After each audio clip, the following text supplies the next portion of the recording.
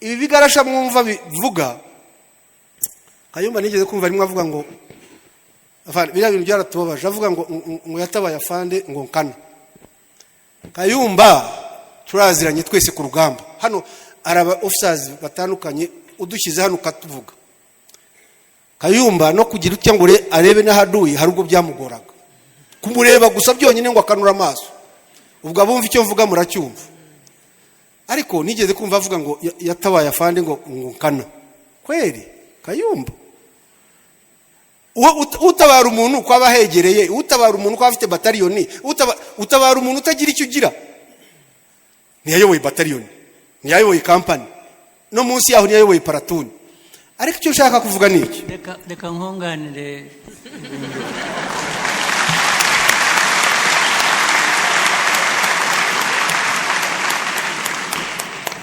Kayumba ibintu byakomeye ni wambwiye ngo njye gusaba Uganda, njye gusaba Museveni aduha ubuhungiro ngo dukoreshe cyangwari ahantu impunzi zahoze za Bunyoro ngo baruhuke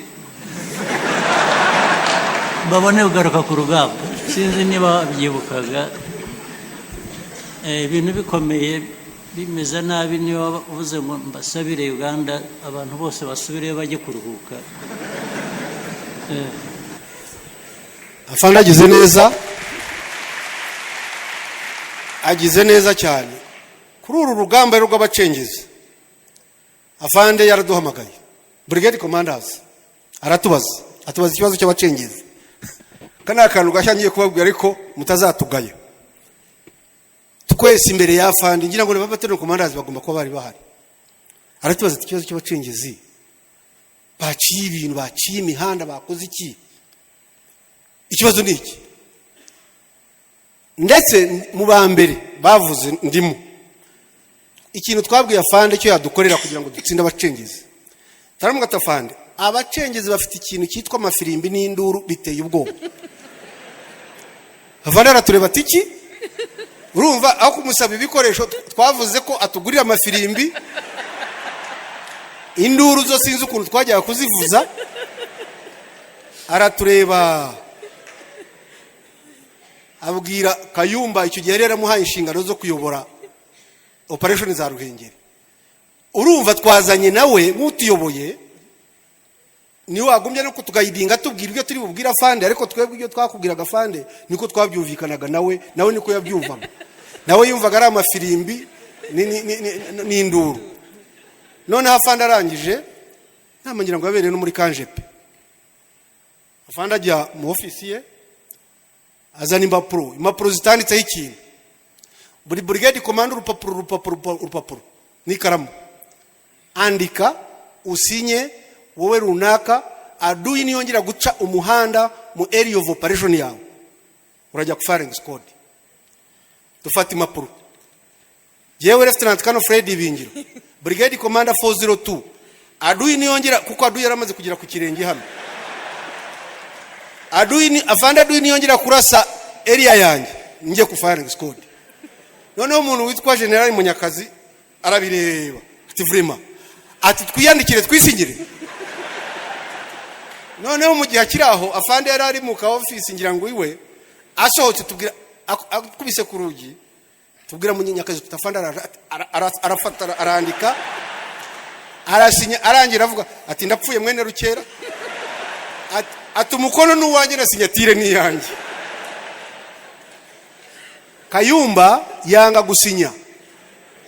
Afande aje aravuga ati karatasi zenu ziko wapi? Ati impapuro zanyu ziri. Ati we yako iko hapa baza Kayumba. Kayumba yigira ati aravuga ati wewe. Kayumba bafashe urupapuro arandika na warasinya. Twaragiye nabaga mu Kiyovu hano cy'abakire.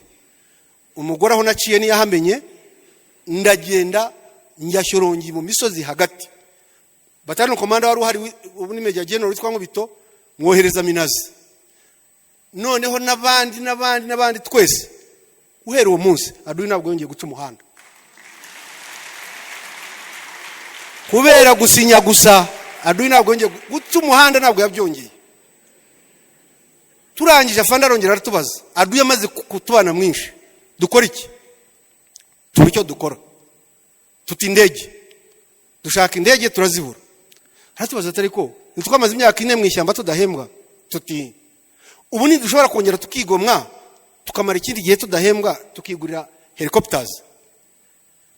Dufata icyemezo ko duhagarika umushahara w'amezi 9 na musirikari wa RPA uhembwa, tugura helicopters 2 zarashe Haduyi.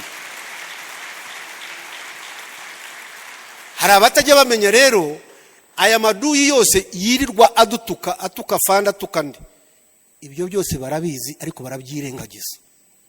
Ariko icyo bashaka bazakibona nicyo ngiye gusorezaho. Fande mwagennye imirongo migari yo kubaka iki gihugu, ariko imirongo 2 itavogerwa itarengwa, don't touch.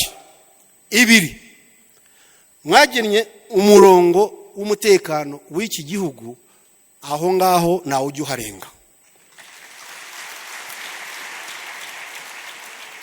Mugena umurongo w'ubumwe bw'abanyarwanda, nawe ujye uharenga.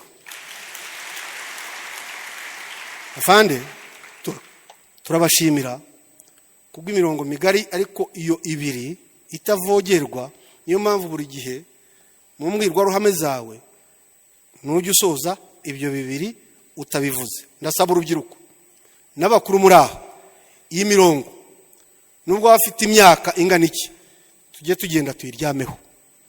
Retired generals baraha, senior officers baraha mwese, uyu munsi habaye ushaka kurenga kuri uyu murongo, buri gihe aho turyamye muri retirement yacu tujye duhora tuzi icyo tugira uruhande rwacu, no kuba tayari igihe cyose haba message ya command in chief ivuga ngo uyu murongo ugiye kuvogerwa, tuzaba bambere mu kuwugeraho.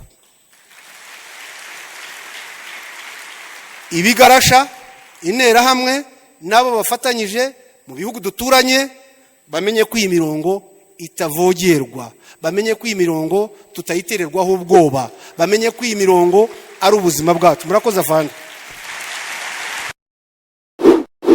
Wigeze utekereza kwambara neza ugasa neza nk'abandi, ariko ikibazo ntabwo uzaha abandi bahahira? Nahandi ni muri Lix Trade Store. Muri Lix Trade Store tugufitiye imyenda y'abakobwa ndetse n'abadamu myiza kandi utasanga handi muri iki gihugu cy'u Rwanda. Tugufitiye inkweto z'abakobwa n'abadamu, udusakoshi ndetse n'ibikapu byiza. Ibi byose tubitanga ku giciro cyiza kubera ko twitwigerera ku ruganda. Lix Trade Store tukora muri Chic muri floor ya -2, umuryango B069. Ushobora no kuduhamagara kuri nimero yo kuri screen yawe maze tukabikugezaho uri mu gihugu hose. Kijyanye no guhitamo imyenda uzambara, uhasanga abahanga mu bijyanye n'imyambarire bagufasha guhitamo neza ibikunogeye kandi ku giciro cyiza. Abagabo namwe ntitwabibagiwe, tubahaye ikaze.